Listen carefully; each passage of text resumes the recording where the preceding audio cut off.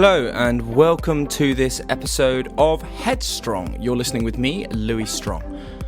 Headstrong is a podcast where I sit down with a number of people in the public eye to talk to them about the ins and outs of their lives and their careers. But notably, I want to talk to them about what the word headstrong means to them and where they might have felt headstrong and not headstrong in their life. On today's episode, I sat down with the British iconic actor, Sarah Parish. Now, I absolutely loved chatting to Sarah. She's got such a wonderful outlook on life, and she is such a wonderful actor as well. I really, really love all her work. And I know that she has pretty much not stopped working for a consistent number of years, so you'll know exactly who she is. Amongst other things, we also chatted about the wonderful charity that she set up with her husband, who also makes an appearance on the podcast. So I hope you enjoy this episode. Sarah, thank you so much for joining me on Headstrong. How are you? I'm really well, thanks. Thank you for having me. No, thank you so much for joining me. I know that we briefly touched on it, but where are you in the world at the moment? I am in a little village called Ovington, which is about 10 miles outside of Winchester. It's right on the Itchen River, the River Itchen, which is a very famous chalk stream river down in Hampshire, full of lovely trout. Well, hopefully full of lovely trout.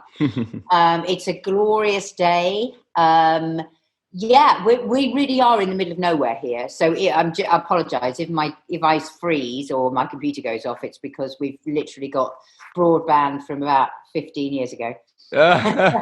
So it sounds like then the last 12 months have been quite luxurious, and from a personal point of view, not luxurious, but an enjoyable sense, being in the countryside, and that's lovely. But how have you found the last kind of 12 months? Well, it's been difficult. It's been weird. When the first lockdown happened, I was doing an episode of Inside Number 9, which is, they're a sort of series of different little plays written by Steve Pemberton and Reece Shearsmith from League of Gentlemen. And I think we got to day 3 on the shoot when we were suddenly locked down, and we were all sort of quite quietly pleased, I think, because the job that we were doing was all in this tiny little room, and one of the actors, Julian Glover, was about 82, I think, Julian. We were hearing all these bits of news, old people are getting really ill and this, that, and the other. We were like, oh my God, I don't want to go anywhere near Julian, and I don't want to breathe over everybody. And it was still that stage where everyone just thought if they washed their hands a lot, everything would be fine. So we just spent the whole time washing our hands, thinking everything was fine. Anyway, eventually on the Thursday, we were told to go home. And we had really that first lockdown for Jim and I was great in a way. I mean, it was horrible and heartbreaking and terrifying, but we were in a beautiful part of the country, and, we got to spend time with each other and time with our daughter, which we never do usually. The weather was glorious. And apart from the hideous pandemic and the tragedy that was going on around us, what we were doing was actually quite pleasant. But it was just obviously horribly overshadowed by what was going on around us, really. The second lockdown, this lockdown rather, hasn't been quite as fun. Just because it's, we can't go outside, and it's been cold, and it's just a difficult time of year, isn't it? But it's been a really interesting time, and we've tried to use it to our advantage, and we've tried to do a lot of great things locally and hang out with each other, and really it hasn't been all bad. Obviously I wish it had never happened, because I wish that everything had been cool, but that's not the way it was. So we made the most of it. We tried to make it as best as we could. Absolutely. Now, just picking up on something that you mentioned there, both you and your husband are working individuals, and you share a lovely, lovely daughter. How do you manage co-parenting, both working and both still wanting to spend time with your lovely daughter? How do you find that equal balance? It's difficult. It's really difficult because we do both work quite a lot. We have to have an au pair, and we've got a fantastic girl called Sarah at the moment. We try and change the au pairs, quite a lot. So Nell gets to meet lots of different people, have lots of different energies in the house. The au pair that we have at the moment, though, is particularly brilliant. So I hope she stays forever.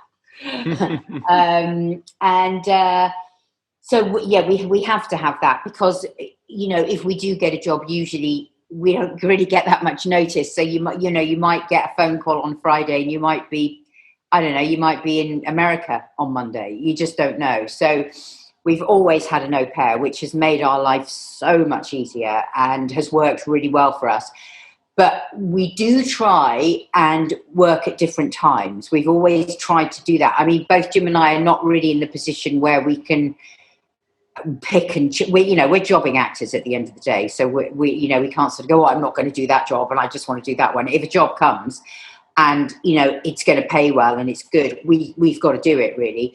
So, but we do try to have one of us at home all the time. So if I'm away, Jim will try and be at home and vice versa. But sometimes that just doesn't happen. Just at the end of last year, giving us a job called Donald Dodds, which is he's a regular in McDonald's and Dodds, which is shot down in Bristol, and then I was cast in it as well. I was cast as the lead in the last episode. So we're like, oh my god, we're in the same job. That hasn't happened for 16 years since we met. But it was one of those rare occasions where you just go, God, thank God we've got an au pair, because we were just suddenly gone, both of us. That's quite fun. Finally being back in the same job after a number of years. Did you share some scenes? It was really funny. I mean, we didn't really have that much to do together, unfortunately. That I think they wrote a scene deliberately to put us in together.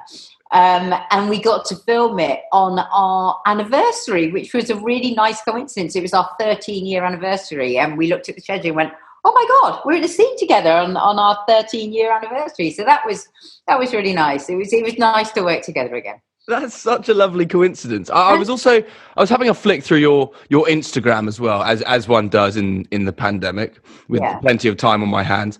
And I saw that you were making the most of it, and you took a trip down the corridor to spend a night in your daughter's bedroom with your husband. Yes. Well, she was so desperate for a sleepover. She go, I want a sleepover. And we kept trying to, it's very difficult to explain to an 11-year-old that it's illegal to go and see your mates. So we just said, okay, listen, we'll do a sleepover and we'll have it in your room. And she just loved it. And neither of us got any sleep really because we stuffed our face with sweets. That's what she wanted. Then told some really spooky ghost stories, and then we all just sort of stayed awake, full of sugar like that. Oh, brilliant. That's what it's all about. So I suppose at least there's the silver linings in the pandemic, the family time that you have managed to experience, having been away for long periods at the end of last year. That's quite nice. Yeah, it was great. Yes, things like that have been really good fun, and we would never have done that before. I think we probably would have always gone, oh, we haven't got time. We actually have got time. That's the thing. You always have got time. You just don't think of doing little things like that, and they mean the world to your kids, I think. Oh, I couldn't agree more. I can also see that you are wearing a wonderful T-shirt that says "La" on it. Yeah. And so you are a massive fan of "It's a Sin," which. Oh. Go on. Yeah, I can't tell you, I loved it so much. I think I liked it a lot because those kids were, that's when I moved to London that time. And the way they were just reminded me of me. And it was me and a group of friends. We lived in a little flat just off the Tottenham Court Road. And it was just like that. We were all quite theatrical and, fun, and we liked parties. We were out in heaven all the time. Literally, I just watched it and went, oh my God, that was my life, and it was right over the AIDS, time. It was a terrifying time in London. Nobody really knew what was going on. It was very frightening. And I remember, two of my housemates were gay, and I remember being very concerned, about them. And it was a really frightening time, but also a brilliant time to be a young sort of, in your early 20s living in London. It was amazing. Gosh, that's so strange that you kind of were living in it firsthand. It must have been kind of a strange experience to kind of relive it and rewatch it almost, I suppose. It was really sort of, it made me incredibly nostalgic. Just all the music, the way they looked, the way they danced, everything. I just went, oh my God, it just brought back so many memories of when I first moved to London. So I first probably moved up to London in 1986. So, and I think that was when it was, wasn't it? Yeah, it was 1986. So yeah, good times, but scary times, and really frightening. And it was incredibly upsetting, to see it. I didn't live it firsthand, but I was there, but I didn't live it firsthand. I wasn't immersed in it like that. I didn't know anyone. Oh, actually, well, I did actually, but I did know some people that died. But, just watching it like that, the meat of it and how awful it was and how awful people were treated, and it broke my heart, really. And I just thought those kids, some of them aren't kids, but the actors in it were so brilliant, just so brilliant. Well, as I briefly mentioned to you, I had Nathaniel, who played Ash, on last week, and so he sends his warmest wishes to you. And I send them back, hey. Now, I'm curious to ask you more about TV in general. What makes TV such a driving force for positive change and the opportunity to educate? Well, I think, it's such an important medium, isn't it? I mean, it used to be the theatre. Back in the day, everybody used to go to the theatre. Well, people don't really go to theatre that much anymore because it's really expensive and it's quite elite. TV is really, we all have a TV. Everybody watches the TV. So we have a really huge responsibility for what we put on it, I think. And at the moment, we're in two camps. I think we're in a brilliant place. And we're in a not so brilliant place. So, some of the TV that we're bringing out now really is the best television that we've ever produced. Stuff that is very hard hitting, very political, brilliantly acted with superb actors. We're getting film actors now that want to do TV because the scripts are so brilliant, and we never used to have that. On the other end of the scale, we are still. We're still feeding the public a lot of stuff that maybe isn't stretching us as human beings. There's still a lot of, big brothery kind of things and stuff that just, I don't know whether that is really testing us as a nation, really, and as human beings. I wonder how long we can keep that fad going, because I don't think it educates us, and I don't think it stretches us as people, really. But I'd like to, a little be glass half full. I do think we are in a golden age of TV, and we are doing programs about subjects that are incredibly important, and we are trying to educate people through TV. So it's a great time to be a TV actor.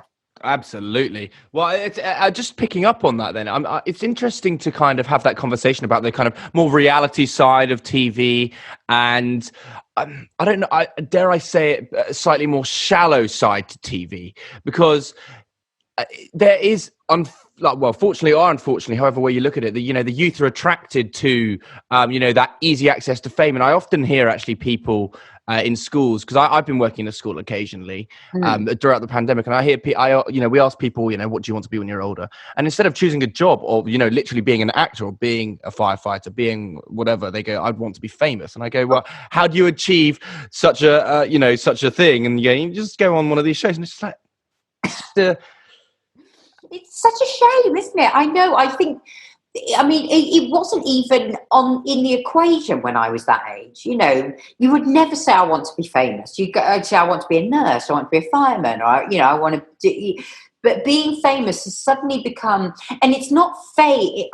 It's a different sort of fame, isn't it? It's an instant recognition. And I think we surround ourselves with instant recognition. How many likes do you get on Instagram? Who follows you on Twitter? It's all about instant gratification. And really, that's an incredibly unhealthy way to judge your own self-worth, I think, by waiting for somebody else to like you and say that you're good enough. And it's something that I think we really, really need to focus on within the mental health of young people, because, kids are getting phones earlier now, and they are taking up Instagram accounts and stuff like that. And you can't help it. I do. I know it's ridiculous and fake, but I still go, oh, I wonder how many people, oh my God, I've got 4,000 likes. Or Graham Norton's just like something else. It's like, oh, put it down.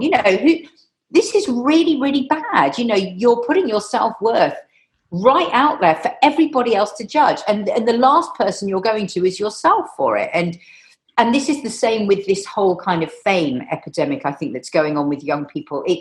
it's not about, they don't even really know what famous means. I think they think what famous means is to just get your picture taken, people talk about you a lot and you get loads of followers. What fame is actually, as has become very apparent, not really that nice, because people are very ready to put you up on a pedestal, but then they're really ready to whip you back down again. And that's when you get people killing themselves, people falling into huge depressions, because what they thought was fame is it's nothing. It's just nothing. It's candy floss. It's so transient.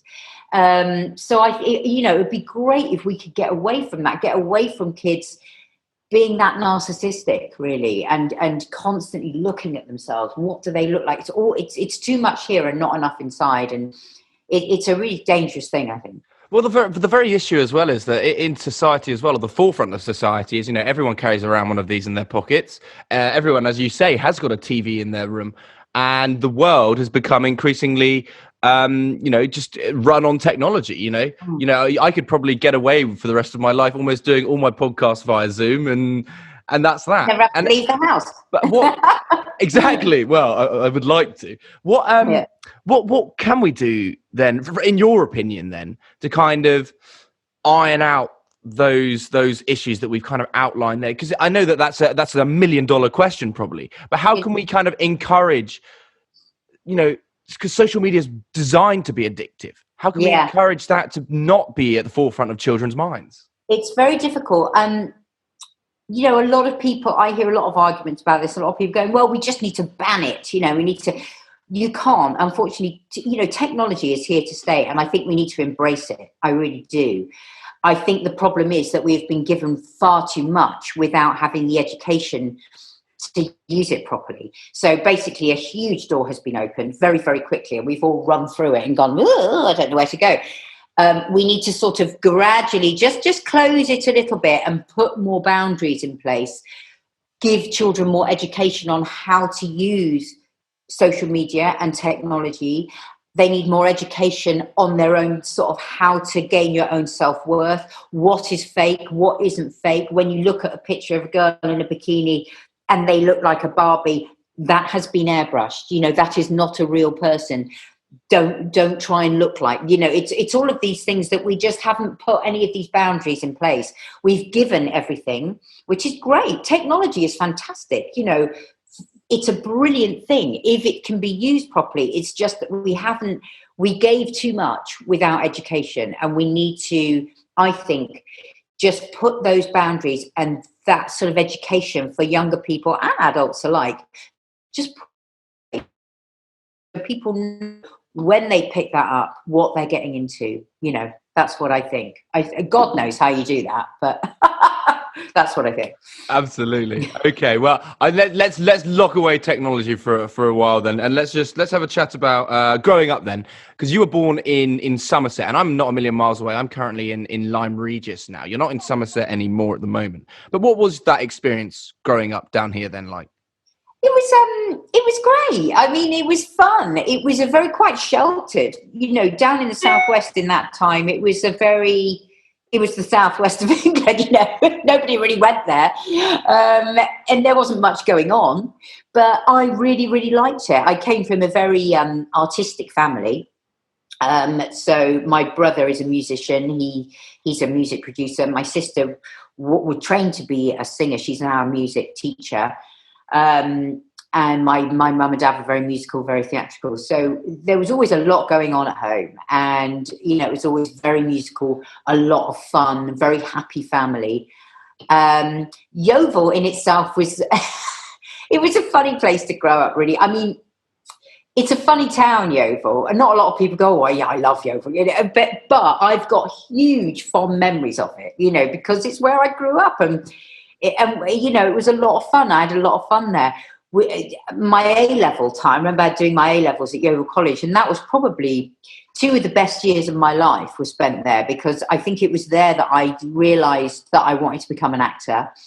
I suddenly realised what education was, because education for me before was always very confusing. I was a bit like my brother. I remember going to school and going, this just isn't for me. I just don't get it. I just don't know what I'm doing here. And it wasn't until I did my A-levels where there was a sort of student teacher respect thing, where you didn't have to call them Mr. and Mrs. You didn't have to ask to go to the toilet. All of that I found very confusing. I don't know why. It just wasn't for me particularly.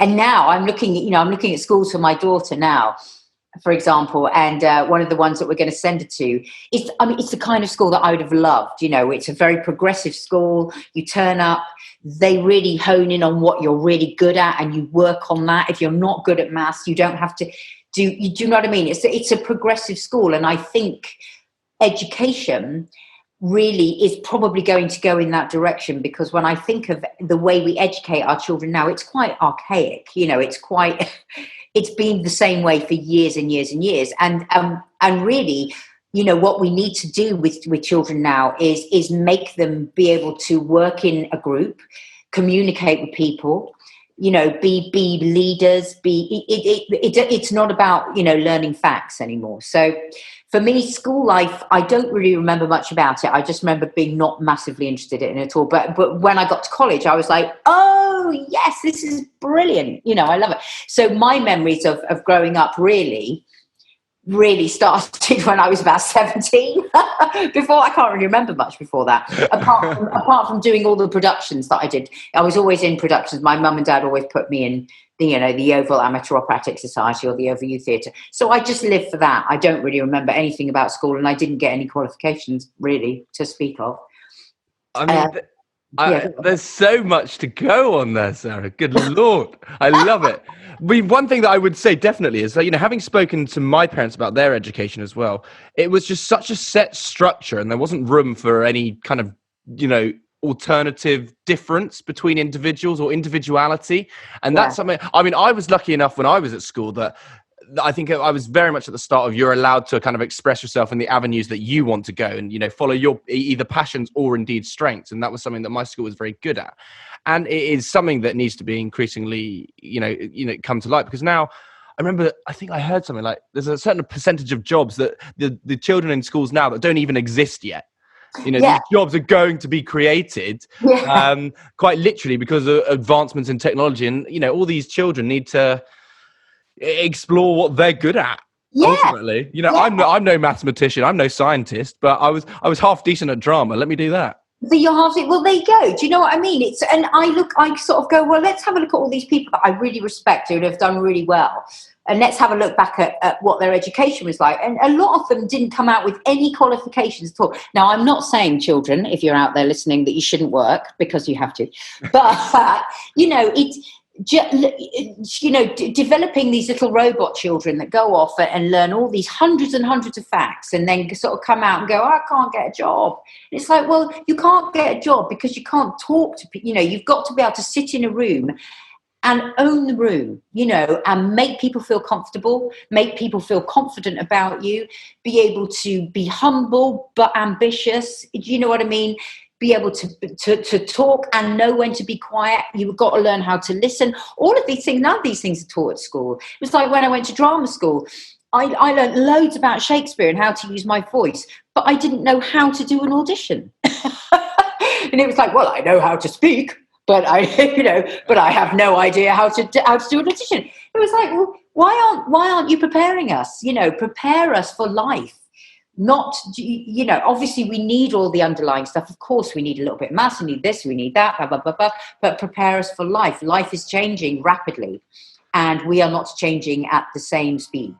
I couldn't agree more. I think that's one thing that I feel like is one of my strengths. I speak to some people about kind of job interviews and things like that, and they go, oh my God, that is terrifying. Yeah. I hate sitting in front of people and the pressures.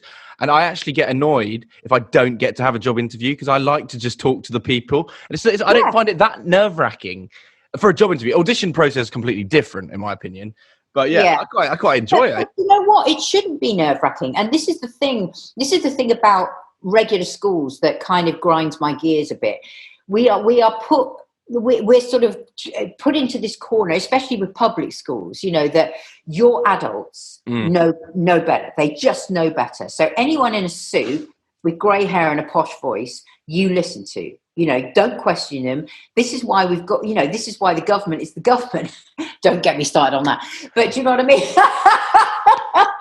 but, it's just a bunch of Eton boys because they're really posh and they own this huge amount of confidence that somebody like me who went to Preston Comprehensive School in Yeovil wouldn't have. So I would never even think that I would be able to make those sort of decisions, whereas they come equipped with that confidence. Now, that doesn't mean to say they're knowledgeable or that they should be in that job, but they're so confident that they can do it. And that's why I think our teaching methods are under par, because we're not giving children like me, who was just an average student who went to a comprehensive school, I came out with no confidence at all. And when I did meet people when I started acting who had come out of RADA, for example, who were terribly posh, I would literally sometimes go into an audition and just walk out and go, I'm not going to go up for that because they're going to get it. I don't want to make a fool of myself. I don't speak like that. I'm not educated like that. They already know the casting director, that I'm not going to do it. And that's what I don't want for my daughter. Do you know what I mean? I don't want for children. I want the kid from Yeovil to go into the audition from, the person from RADA and go, I belong here. I don't care. I belong here. And our world is changing in that direction, which is great, but it just needs to change faster. Absolutely. And now, when did acting become a kind of a reality as a profession rather than a hobby then for you? I think I moved to London in 1986, and I decided that I would do my sort of my gap year, or whatever you want to call it, before I went to drama school. So I actually took 2 years out, and I worked in Thornton's chocolate shop in Covent Garden. I worked as a cleaner at the Barbican. I worked for Expertel Special Events. I worked for Scribbler, the stationery shop. I worked at the Comedy Theatre.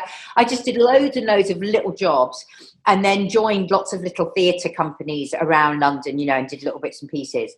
And then when I kind of got bored of that, I thought, right, I'm going to go drama school. And audition for drama school. And I think I auditioned for 4, maybe. And the one I liked the most was Aura. And I liked Aura because they took you for the whole day. So you went for the whole day. They didn't ask you to do a speech. I kind of got myself really worked up about having to do a Shakespeare and a modern and a song. And I remember thinking, this doesn't seem right, because I could have been practicing this one Shakespeare speech for years, and it might be the only thing I'm good at just because I've done it over and over again. Whereas with Aura, they took you for the whole day and you had to improvise. So you spent the whole day with different people improvising, and maybe improvising a dance, doing some physical theatre, doing a comedy. It was a really hard day. But I remember coming out going, this is what I want to do. And they also had TV studios, because it's live and recorded arts. And I was really interested in that as well. So, you did a little bit in front of the camera. So, though it was between that one and Central, and I went to Aura. Both very, very good acting schools, absolutely. But one thing that's notable at the start of any actor's career, after drama school, of course, you've got the knowledge and the plethora of knowledge and ability as well. But at the start of any acting career is rejection. And that is something that is very difficult for any individual to learn how to deal with, and comes with a tremendous amount of anxiety. And I know that from personal experience. Did you kind of experience that yourself? You spoke about that self-doubt there with those kind of RADA types. How did you tackle that? It was difficult. I remember that beginning section. I don't think about it much, but the first 8 years out of drama school, really, I just, the jobs I did weren't brilliant. They were sort of, a lot of pub theatre, couple of number 1 tours. I think I did Buddy the musical. That was probably the biggest thing I did. But I remember being sort of spotted a couple of times by casting directors and then putting me up for big jobs. I think I was put up for the Chamomile Lawn. I remember that, which was a big deal back in the 90s, I suppose. And I remember turning up for the audition, and I remember walking in, and I just felt lower than the others. I felt less. And I remember who got it. I should look it up really, but I can't remember. But I remember who got it, and she was a RADA girl, and she's quite famous. I can't remember her name, but I remember seeing her and going, I don't know what I'm doing here. She's got a posh voice. That she's going to get it. I don't know what I'm doing here. They're giving me a chance because they can see that I've got potential, but I've got so many other gates to get over before I'm even going to get a recall, whereas she's already got over those. Do you know what I mean? Now, it's very different these days. I don't think that snobbery exists as much in our world. In my day, it did. If there were two people up for a job and one went to RADA and one went to ALRA, the RADA person would get it, even if the ALRA person was better. But they were two very different styles of acting. RADA is very traditional, ALRA wasn't. So the people that come out of ALRA are all very, quite quirky, different sort of actors. But yeah, I felt, at the beginning of my career, I felt very, very nervous a lot of the time where I shouldn't have. I would mess up auditions sometimes because I would be so nervous I could barely speak. That feeling where you can't take your breath and you'd be in the middle of sort of saying a line and then, and it's like, God, I can't believe I was like that then.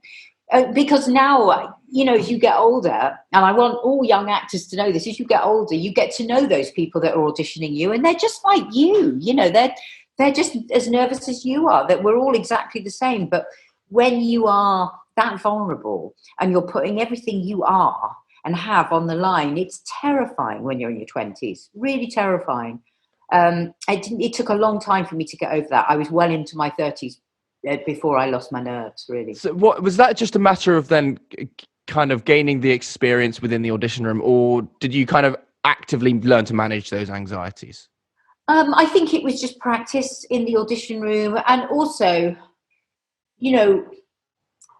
acting or being an actor is sort of like being invited to a party.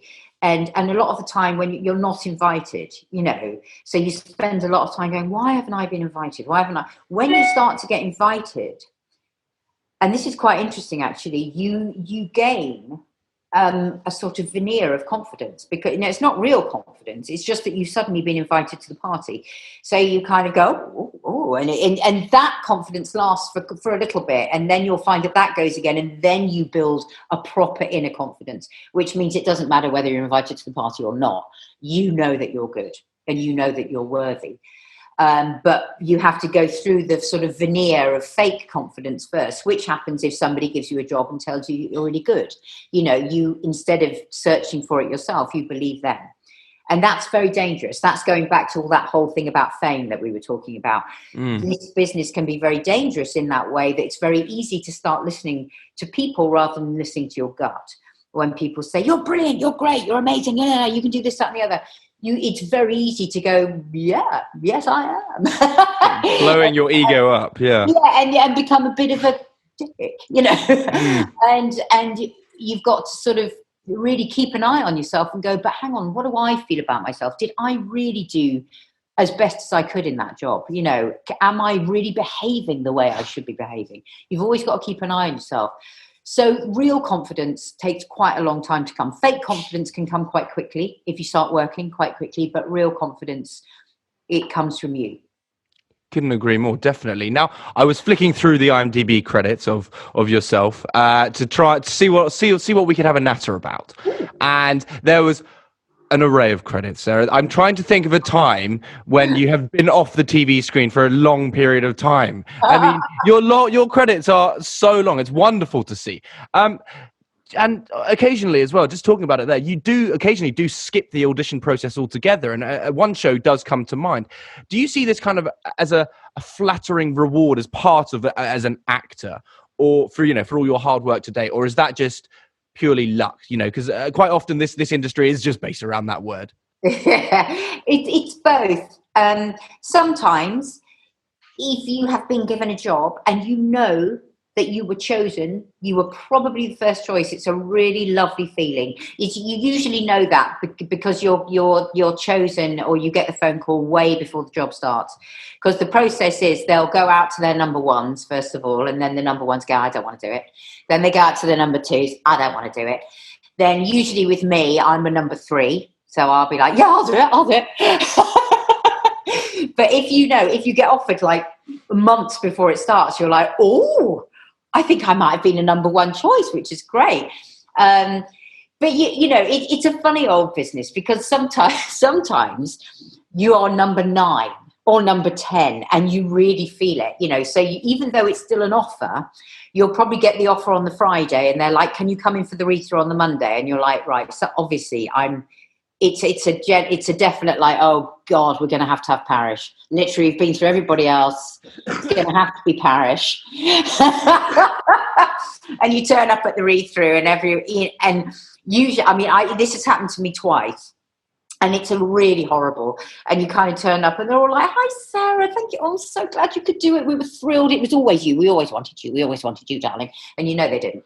And then you do the read-through and you can see them all kind of going, oh, God, no, she hasn't got it. This isn't what we wanted. And it's that horrible bit in the break in the read-through when everyone has a cup of tea and no one talks to you because you haven't done it right. And then, the producer will probably ring you and go, hey, hi, Sarah. Yeah, great read-through. Brilliant. You were brilliant. However, we don't think that she is, Scottish. And they basically sort of, squeeze you into the person that they wanted. And you spend the whole show trying to be somebody else, which is really horrible. But that happens. That's life, and we're actors. I'm always going to be a jobbing actor.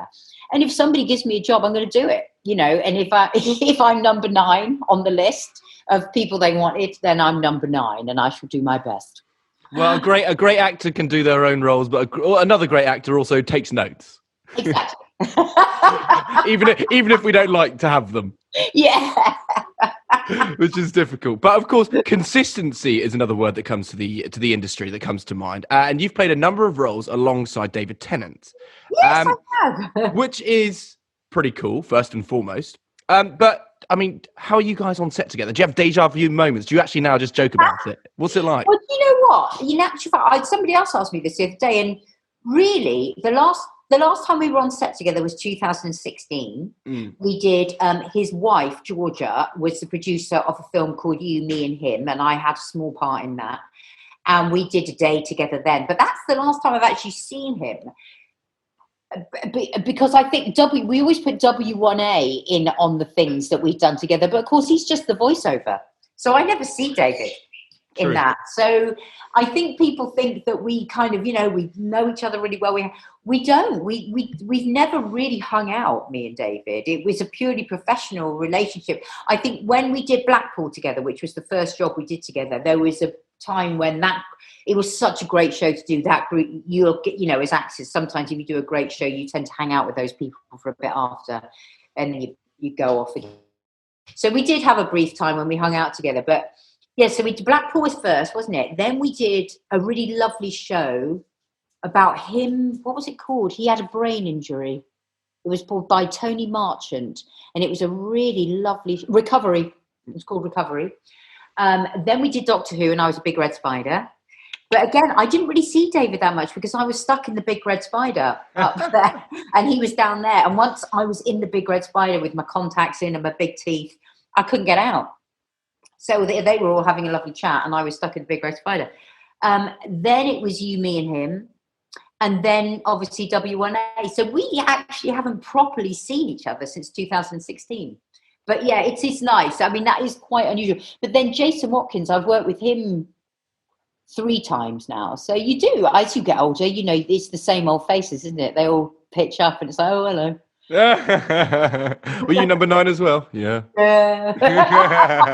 Yeah, a couple of number 9s. No, I'm sure I'm triple figures when it comes to that. Yeah, when you get into the teens, that don't go to the read-through. Yeah, exactly. But of course, you did meet as well your husband on a job. Now I want to know about this. I want to talk about this. Was it love at first sight at the read through? I'm envisaging this magnificent kind of looking across the read through table and just your eyes kind of glistening over. Paint the picture. Was it love at first sight? Oh, he's gone. He just walked past. I was going to ask him. I don't think it was, actually. I mean, we had met each other before. There used to be these famous ITV parties that everyone used to go to. And I remember meeting him at an ITV party and thinking that he was frightfully handsome and probably massively out of my league. And then he turned up at the read-through of Cutting It. I was like, ooh, there's that really good-looking guy. But there's something about guys that are very good-looking that I immediately just go, you know, I won't bother going there because he's just really good looking. But yeah, it wasn't love at first sight, really. We got to know each other. It took us quite a long time to get to know each other, and we bonded over, we had the same taste in music. And we sort of liked that old 70s sort of California style music. And we started talking about that one day and went, oh my God, I love that band. I love that band. So it was quite old fashioned in the way that, you know, that kids used to get together when they talked about music or they met at a gig. And so it wasn't a, you know, thunderclap. Yeah, it didn't halt production. Light drizzle. Oh, and here he comes. There he is. Should we hear a different version of the story?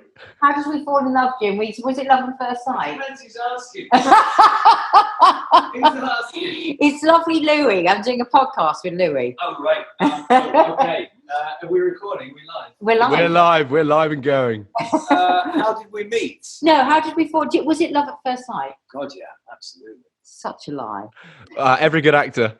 No, I tell you what, joking apart, I was sent some tapes of Sarah's, of Cutting It. It must have been Cutting It because that's where we met. And I'd never seen the show, and I was offered a role in it. So they sent me tapes. This was before, obviously, you could just find it online. And they sent me VHSs. So we're that old. It might have been DVDs. I can't remember. A VHS. I know what that is. Maybe not a VHS. That would really was a VHS. Maybe a VHS. Anyway, one rainy Wednesday afternoon, I put it on. And right, let's see what this Cutting It's all about. And then Sarah's face came up, and I went, I like her. Oh! I want to give you a hug for that. And Go on. And then I went, I better take the job. And so, yeah. And that was that. Some decisions are better than others, right? Oh, dare we go into those? Oh, wonderful. But so then did you get together then? And then did you, because you're both, as we've talked about, working actors. So I imagine you were kind of drawn to all parts of the world almost.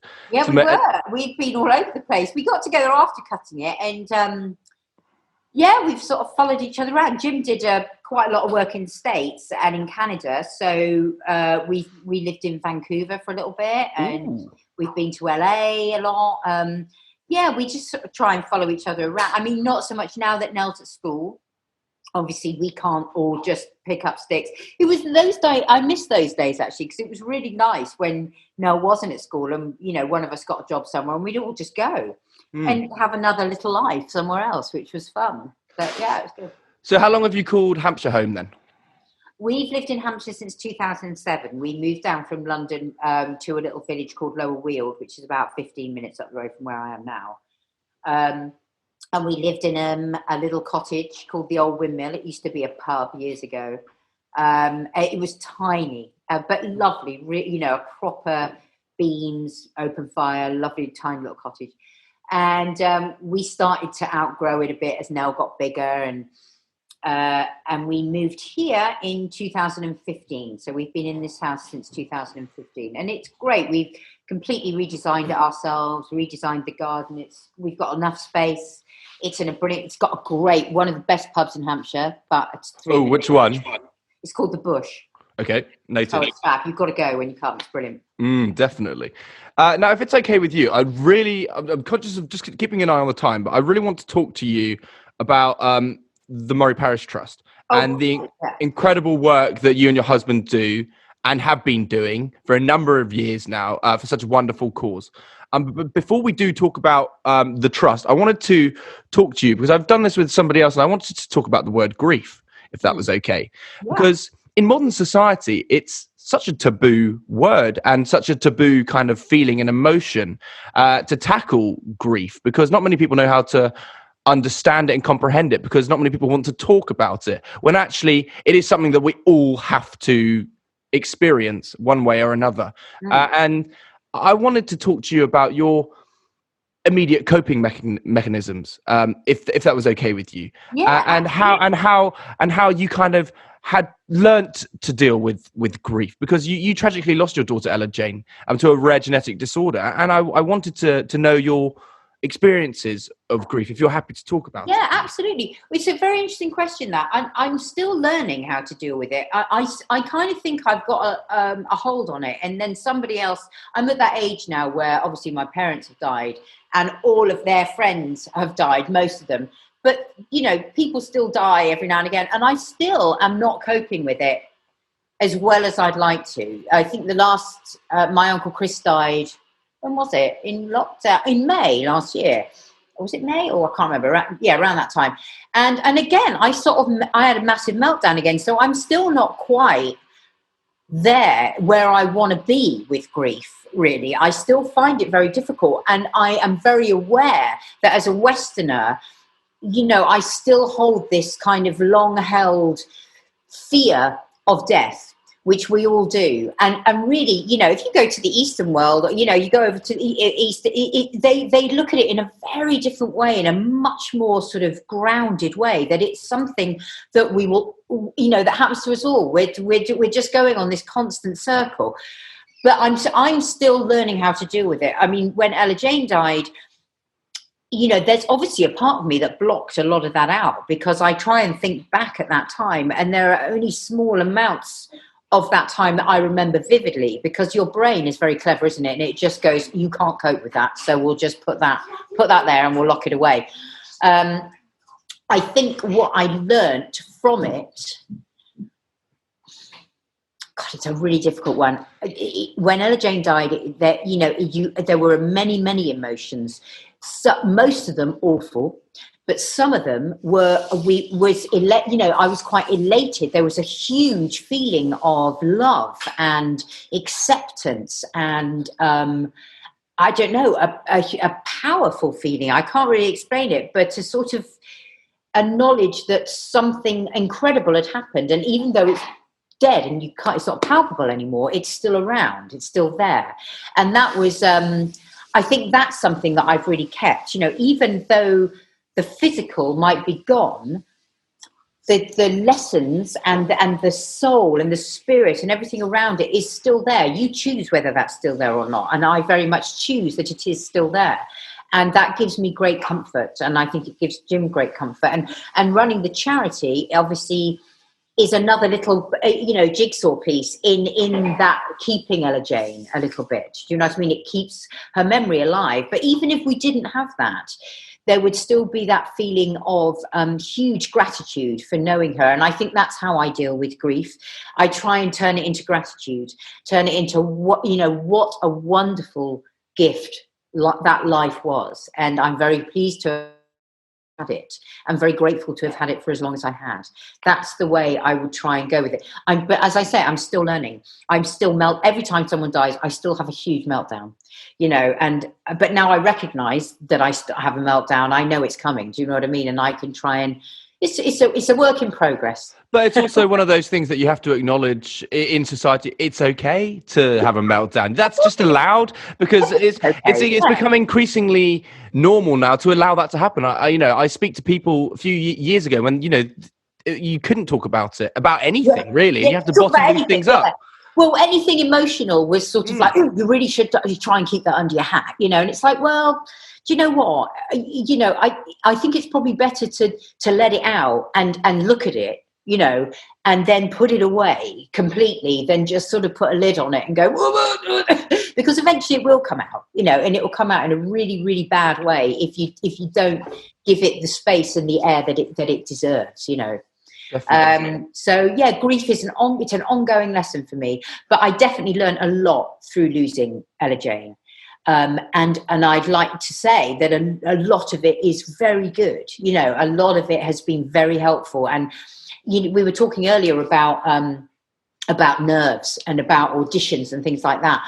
the minute she died, the rest of my nervousness and my insecurity went, really. And I think that was probably down to, when you sort of go, God, I don't think I'm never going to be tested like this again. Nothing this bad will ever happen again. Is it then, I suppose, perspective? It's huge perspective, yeah. That's exactly what it is. And when you walk into an audition now, you go, really, come on. There's far bigger things than the acting world and the industry that we live in. Exactly. And that's another great sort of leveler, is running the charity, especially as an actor, because they're two opposite ends of the scale. You've got one lovely candy floss, bubblegummy kind of career going on there, which everything's lovely and it's all, everyone you work with is lovely and da-da-da-da. And then you've got the reality of what's going on when people are sick and they're dying and their children are dying. And it's a great leveler for Jim and I, to be able to have both of those things going on at the same time. Yeah, I mean, you have now started this incredible legacy in memory. I wanted to ask you, what's your kind of proudest moment of that so far, of that journey so far then? Oh gosh, I suppose, because I imagine there's loads. Yeah, there are loads. There's been loads. I mean, the biggest. Let's go with the biggest thing that we've done. Not that was the proudest, maybe, but the biggest thing we did was we managed to, with another charity, raise £5 million to build and open an enormous ED, an enormous sort of children's emergency department down in Southampton, which covers the whole of the south of England. And that was an enormous step for us as a charity. We're just a tiny kitchen table charity, and to be able to get the support of the government, to get these huge donors coming in, giving us big wads of money, to suddenly say we are being taken seriously, that was a very proud moment for us, because we suddenly went, yeah, we're making a difference. But then on the other end of the scale, just doing things like the 3 Peaks Challenge, where Jim and I, went up these in 24 hours, did 3 mountains in 24 hours. That, I remember coming down at Snowdon at the end of that, just going, I feel so proud of myself for doing that, because it was incredibly difficult, but every step of the way, we thought about Ella Jane and it kept us going. So the different ends of the scale, really, the completing the great big appeals is fantastic, because it's fantastic. But equally doing the tiny little things that you put your heart and soul into it are equally as rewarding. I completely agree. I love the website and everything. It looks so good. So you wouldn't even think that it's some sort of small tabletop charity. I can assure you of that. But yeah, no, I think it's wonderful what you're doing. What's next for you as a charity then? Well, we are doing, our next appeal is to raise money for an IMRI scanner, which is an intraoperative MRI scanner, which is basically an MRI. An MRI scanner is within a hospital suite, so an operating suite. So when a child with a brain tumor or brain cancer or something wrong with their spine is being operated on, at the moment, they have to keep going out and having different MRI scans, because your spine and your brain move when you're moved around, basically.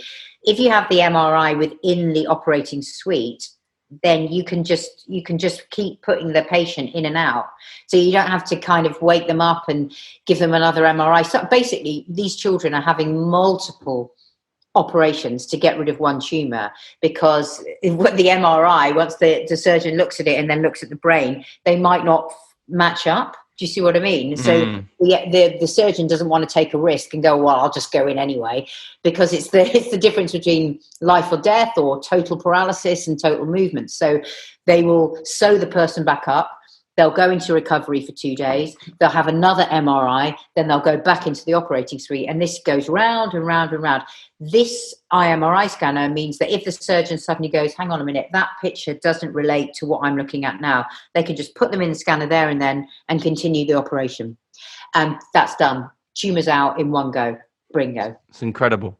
Yeah, it's a real game changer for kids with brain tumours or brain cancer or anything wrong with their spine, because they have been going through years and years of MRIs and CT scans, which means you're full of radiation constantly, constant operations. It's horrible. It's just horrible. It doesn't make sense economically, doesn't make sense in any way at all. So this will be a game changer.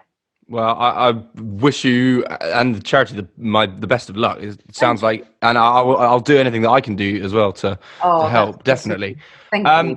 So for you then, Sarah, what's next for you? What's your goals for acting, and indeed, obviously, get your lovely daughter through school. I suppose is probably an important I mean, goal. Nell starts a new school next year. That's exciting. Which is very exciting. So she'll be off to big school. I've got a few things. I mean, I'm doing a Netflix series at the moment. I started that last week, so that will take me on to. Is that Medici still? No, this is new. Or dare I ask? Am I allowed to know? Yeah, you're allowed to ask.